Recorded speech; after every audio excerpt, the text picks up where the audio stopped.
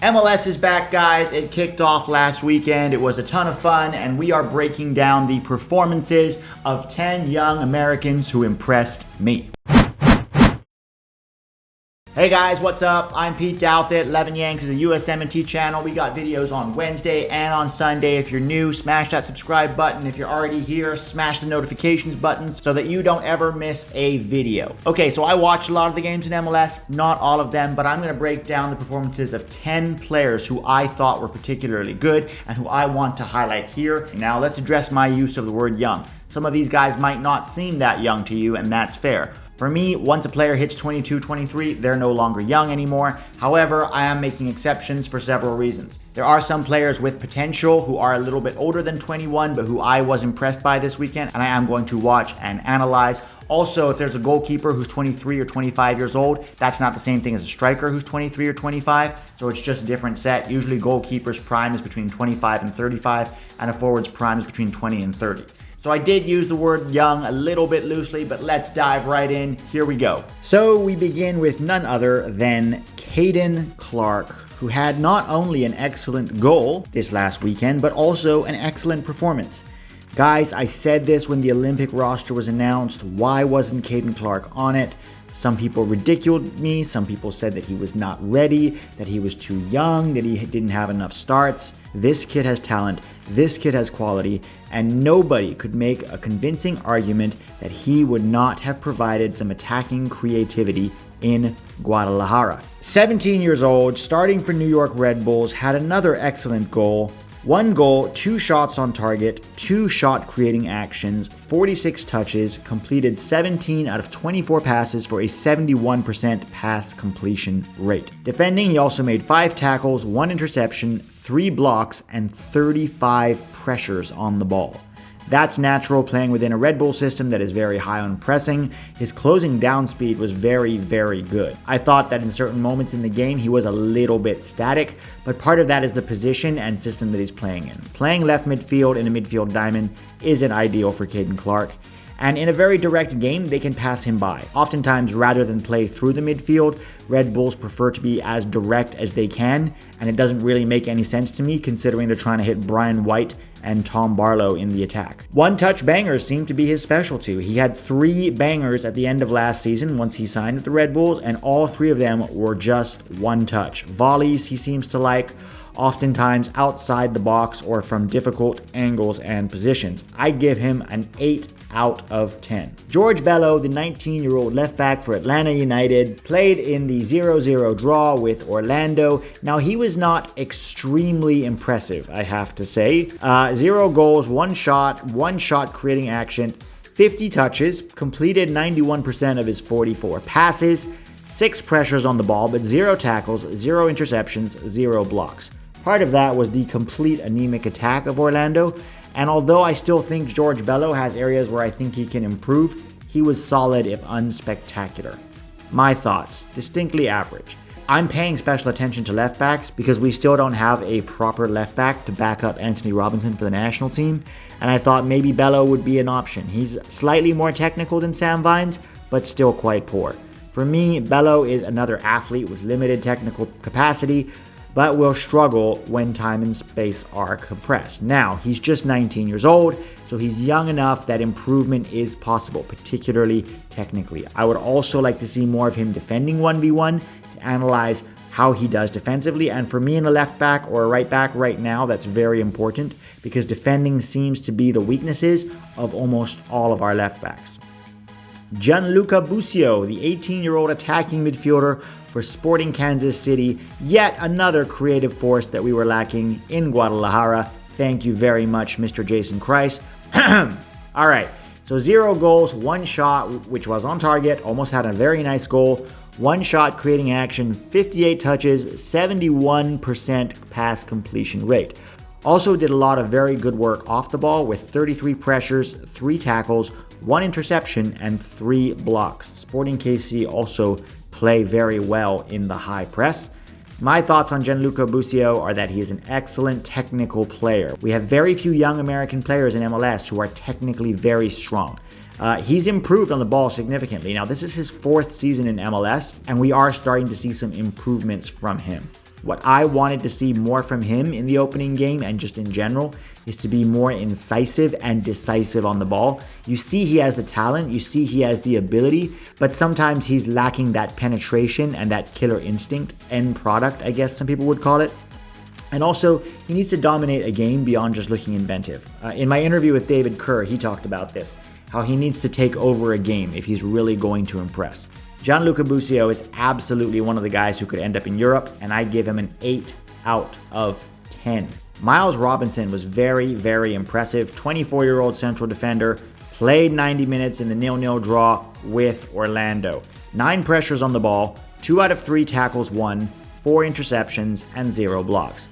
But what really impressed me a lot was his attacking stats. 1 shot, which was on target, 1 shot creating action, 58 touches, and 62 out of 67 completed passes for a 93% pass completion rate. Now that was very good to see from Miles Robinson.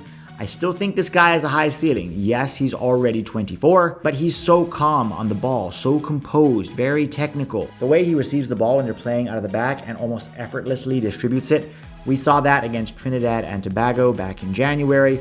Really good to see from Miles Robinson. He does seem to be improving every year.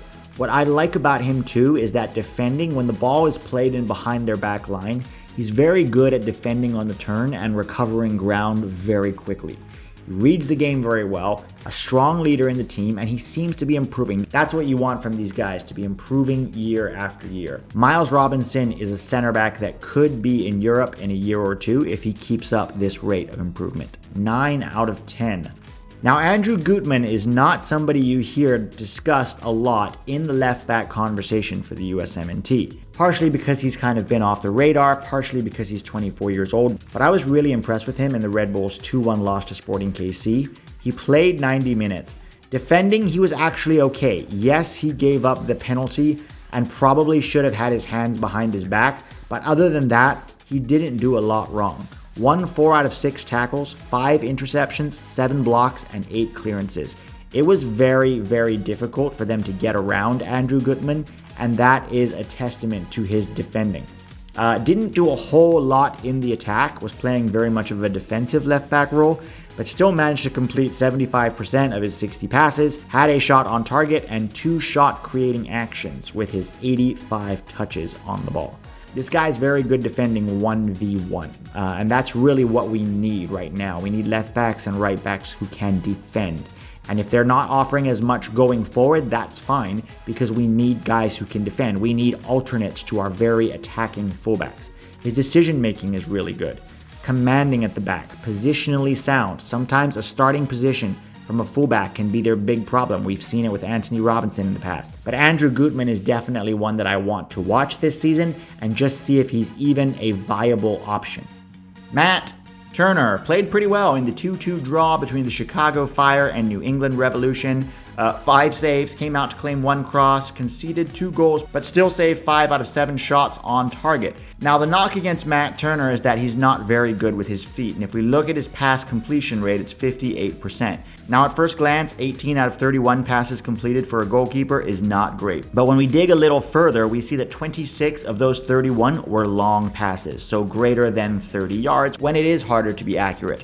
Realistically, most of these were punts down the field. That's how New England likes to play. When we look at his short and medium passes completed, he did hit 100% of them. Now, granted, that's 5 out of 5, but the main thing when you talk about a goalkeeper building out of the back is he has to be able to be accurate with his passes. Yes, Chicago Fire didn't really press them, so they weren't really under a lot of pressure when building from the back, but he can only do what he can do. Matt Turner is a solid shot stopper from everything I've seen. He's very good coming off of his line, particularly with his angles, reads the game very well, the timing of when he comes out, he's commanding, he's confident. Obviously, I would like to see him be a little bit more technical with his feet, and we do need to see more of him under real pressure because playing for New England, obviously there's not a lot of pressure there. We need to have competition for Zach Steffen in goal because right now there's nobody who's really pushing Steffen, and we do need an alternate option. I would like to see Matt Turner go to the Gold Cup as our number 1 to test him in a slightly more high-pressure environment than he'll face in MLS and see how he does when facing some tougher opposition. Overall, though, I give Matt Turner an 8 out of 10 for his performance. JT Marcinkowski conceded 2 goals to Houston Dynamo in the opening game on Friday, played the 90 minutes, but still managed to make 4 saves. His pass completion rate was very, very good. Yes, it was only 66%, but if you look at his short and medium passes here, 100% passing range out of 17 passes. Once it goes long, obviously you're talking greater than 30 yards, those are usually long goal kicks down the field, and that's not something that's easy to be quote-unquote accurate with in terms of maintaining possession. So 11 out of 26. Still pretty good from JT Marcinkowski. His strength does seem to be that he's good with his feet. He looked commanding and confident in goal, but still relatively inexperienced. That's fine. He's 23 years old. That's young for a goalkeeper. I like him. I don't know if he's ever going to be elite. Someone like David Ochoa is probably going to be elite. By the way, RSL didn't play last weekend, so we didn't really get to see David Ochoa. Now, JT Marcinkowski may never be elite, but we will see. He's so young. The potential for development is definitely there. I give him a 7 out of 10. Jaylin Lindsey is somebody in the right back conversation that is often overlooked, and that's because he's sort of a late bloomer. 21 years old, was really, really good in opening weekend. 2 goal creating actions, 3 shot creating actions, 43 out of 62 passes completed. Didn't have to do a lot of defending just because New York Red Bulls don't really play wide that much, but he was bombing up the field, making passes, putting crosses in. He was never really able to dribble past Andrew Gutman 1v1, but he did win the penalty for the goal and was just generally a threat going forward. What I like to see from Jaylin is that his rate of improvement over the past 2 seasons has been good. That's what you want from young players. Are they getting better every season until they can get to a point where they need to move out of MLS and challenge themselves at a higher level?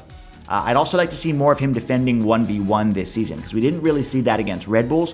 So I want to see it when they face maybe different opponents, maybe like an LAFC. How does he deal with Diego Rossi? How does he deal with Carlos Vela if he switches over to that side? That will tell you a lot about how he does as a right back. Defending in isolation almost feels like it's a dying skill, and any right back who can do that, defend well 1v1 and not get beat, is definitely somebody to watch. I'd like to see more of him in combination play as well when getting forward. When you put a spotlight under his technique with time and space compressed, how does he do? I want to see more of that from him this season, but I will give him an 8 out of 10 in his first game. Paxton Pomykal didn't get to play a whole lot, just 22 minutes, but when he came on, he had 12 touches on the ball and made 10 passes. Think about that, guys. Almost all of his passes were 1 touch. Why? He's so intelligent and so technical. He just knows what to do with the ball at his feet, and he has the skill and the talent to do it. He's so clean, so precise, so technical. What I really like too is his off-ball movement. He'll drift into the right spaces at the right time to arrive there right when the pass reaches him. When he receives the ball, he's so effortless on the turn. So many players who lack technique, you can tell when they receive the ball in the half turn, how they're able to turn with it. He's so smooth, it feels effortless to him, and he's so intelligent.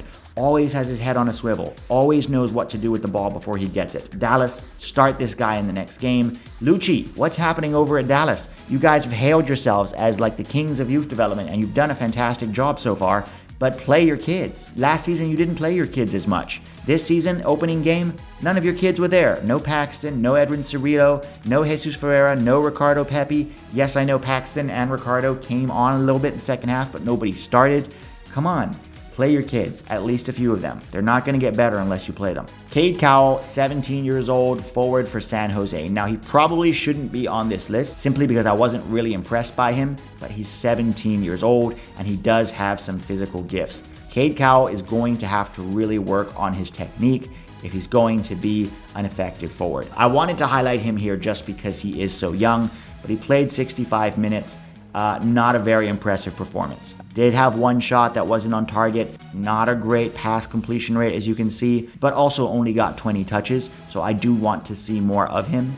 My thoughts so far on Cade Cowell: extremely fast, very athletic, and explosive. Not very technical. He did seem a little lost, kind of disconnected to the game, but he's so young. And he reminds me of a young Jordan Morris. Look, Jordan Morris, when he was playing at Stanford at 19, 20, 21, okay, was already a physical beast, but also struggled technically. But you've seen with Jordan Morris that he was able to improve his technique well into his 20s. Now, when I did my coaching licenses, when I did my degree, conventional wisdom is that players cannot improve technically very much in their 20s. While it is true that the golden age of technical improvement is 8 to 13 years old, I have seen over and over again players improve from 18 to 25, especially if they put an intense focus on it. We saw it with Jordan Morris, and there's absolutely no reason why Cade Cowell can't improve. He just has to make that a focus of his. He's 17 years old. He's still so young. He already has the physical gifts. Can he focus on becoming a more technical player? And if he does, I think he'll become a more effective forward. And from there, if he's willing to put in the work, who knows how high this kid could go. These are honorable mentions, guys, that I didn't get to watch play, but I'm told had very good games. James Sands, holding midfielder for New York. Leon Flach, midfielder / left back for Philadelphia Union. Seems like he is going to be playing on the left side of that diamond. Cameron Dunbar, young technical winger for the LA Galaxy, did manage to come in for about 14 minutes. And Josh Atencio, probably the one who played the best that I didn't get to see. Brian Schmetzer played him after the game, holding midfielder, 19 years old. I did see some highlights, some clips of him. He seems to be very technical on the ball, always got his head on a swivel, receiving the ball on the half turn. I am definitely going to be watching more of him this season, but I wanted to highlight these 4 guys because just because I didn't get to see them play doesn't mean they didn't have good performances. All right, guys, that's it for now. Thanks so much for watching. Leave your thoughts in the comments below. Who are you going to be watching this season? I will talk to you guys on Sunday.